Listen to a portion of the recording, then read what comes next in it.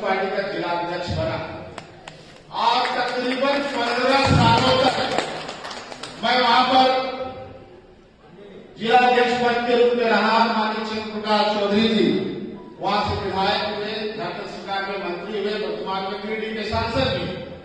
अभी वर्तमान में आजसू पार्टी का मैं केंद्रीय महासचिव हूं। मांडू विधानसभा में अतिरिक्त प्रभार हमको मिला है प्रभारी के रूप में। और समाज के लिए ओबीसी समाज के लिए भी हमने बहुत सारी रैलियां की।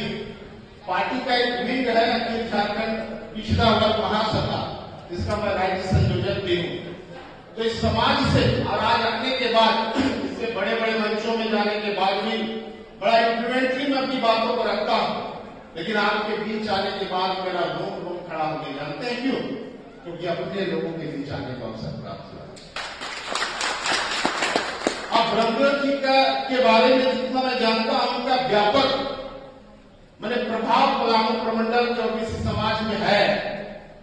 ब्रह्मदेव जी का चर्चा मैं विगत 1 महीना से सुन रहा हूं, उससे पहले मैं नहीं जानता था सर। मैं गुमला गया तो वहां भी एक मेरे साथी हैं, भाई हैं दिलीप साहब, उस दिन आपसे बात करवाए थे। तो 1 महीना में आपका जो समाज के प्रति व्यापक सोच रहा है, उसके बारे में मुझे जानकारी मिली। और हमको लगता है कि बलदेव प्रसाद को पूरा झारखंड को जानना चाहिए। एक शख्सियत हमारे समाज में है जो ओबीसी समाज को आगे ले जाने के लिए संघर्ष कर रहा है। हम लोग को साथ उनको देना चाहिए। इनके साथ अगर हम कदम ताल करेंगे तो हमारा समाज बहुत आयात समाज, बहुत बड़ा समाज। आज हिंदुस्तान आप जानते हैं कि दुनिया का सबसे बड़ा लोकतंत्र। इस लोकतंत्र में अगर आपका पुश तभी होगा जब आपके समाज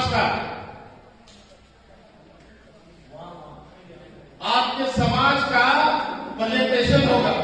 और ओबीसी समाज इतना बड़ा समाज, हमको लगता है कि होल खचा कर भरना चाहिए था, लेकिन ये प्रयास बहुत अच्छा है।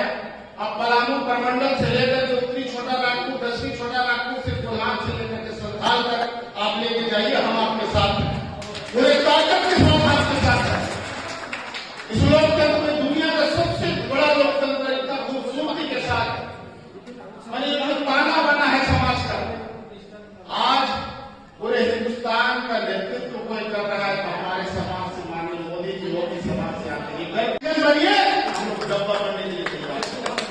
राजनीतिक रूप से मैं बहुत दिल से राजनीति में हूँ। एमएससी करने के बाद आईएएस आईपीएस होता सर, मैं भी पढ़ने में ठीक था। मैं गोल्ड मेडल रहा राजस्थान यूनिवर्सिटी से।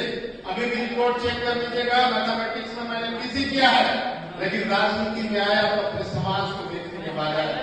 मेरे बाबूजी बोलते रह गए, मेरे बाबूजी धरती में गए रहे कि दुनिया को छोड़ के चले गए।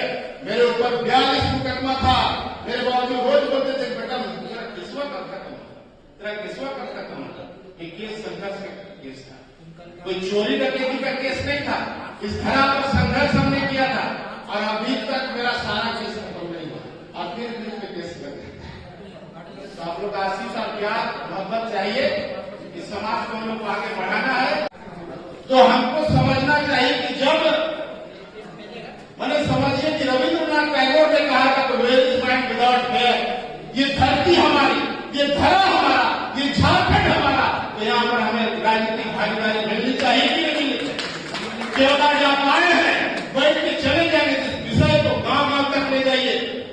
मैं अपना स्पीच एक सुनाऊंगा 10,000 के बीच में। जब मैंने बोला था तो भूपेंद्र यादव जी, जो भारतीय जनता पार्टी का अभी सेंटर में मिनिस्टर है, उन्होंने अप्रिशिएट किया था कि विजय साहब को मेरे पास ले गया, क्योंकि समाज के लिए सोचता है। समाज के लिए यार मैं जीता हूं, मरता हूं।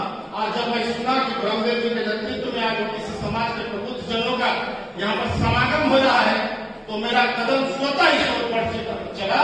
क्योंकि मेरा कार्यक्रम था, मैंने उसे रद्द करने के बाद यहाँ पर आने का काम किया। मैं बहुत ज्यादा अनुभव आपसे नहीं रखता हूं, लेकिन इस लोकतांत्रिक व्यवस्था में राजनीतिक रूप से अपने आप को सक्रिय रखते हुए अपने समाज को किस तरह से आगे ले जाना, उस पर सर्वदा चिंतन करता हूं, ये करता रहूंगा। और आपके साथ पूरे टीम, मेरा जितना भी लोग है ब्रह्मदेव प्रसाद जी के साथ है। आगे पुलिस कार्य को कीजिए, क्योंकि मेरा समाज खंड खंड में विखंडित है। मेरे समाज में इतना इको और क्लेश है, इस क्लेश को खत्म करना है। अब जिस दिन ओबीसी समाज, अभी आप देखिए जाति जनगणना का बात हमारे एजेंडा में, अभी हम लोग बोलते हैं 52% ओबीसी समाज, वो आंकड़ा क्या है हम लोग को पता नहीं है, क्योंकि एग्जैक्ट जनगणना जब तक नहीं होगा 52 है कि 54 है कि 44 है, तो सबसे बड़ा मांग तो हमारा यही है कि सबसे पहले झारखंड में जाति जनगणना हो। और ओबीसी समाज के साथ आंकड़ों के साथ खेल करता है, हम लोग को बाइफर्केट कर दिया जाता है। जब अनुसूचित जनजाति का संख्या को एक साथ दिखाया जाता है, ओबीसी में तेली, सुन्नी, तलवार, बनिया, जायसवाल करके अलग अलग बांट के हमारी संख्या को घटाने कर दिया जाता है। हमारा डिमांड होना चाहिए कि जातीय जनगणना में झारखंड में ओबीसी का समग्र संपूर्ण आंकड़ा ओबीसी के रूप में यहाँ पर आएगी, कितनी संख्या में हमारी आबादी, तभी हमारी राजनीतिक भागीदारी हो सकता है। इसीलिए हम आपसे कहना चाहेंगे, आप हमारे भाई साहब बोल रहे थे कि राजनीतिक चर्चाएं नहीं करनी, लेकिन बिना राजनीति का नहीं, लोकतंत्र चलेगा ना, हम ना आप ना कोई नहीं। यहाँ पर मुंडी गिराना पड़ेगा। आप बहुत संख्या में हैं, कार्यक्रम होगा, मुंडी 4 होगा, आपकी जो राजनीतिक प्रेजेंटेशन सही नहीं होगा, आपको कोई तवज्जो नहीं देगा क्या? अनुसूचित जाति का बात सब करता है, अनुसूचित जनजाति का बात सब करता है। अनुसूचित जाति का संख्या कितना? 14%।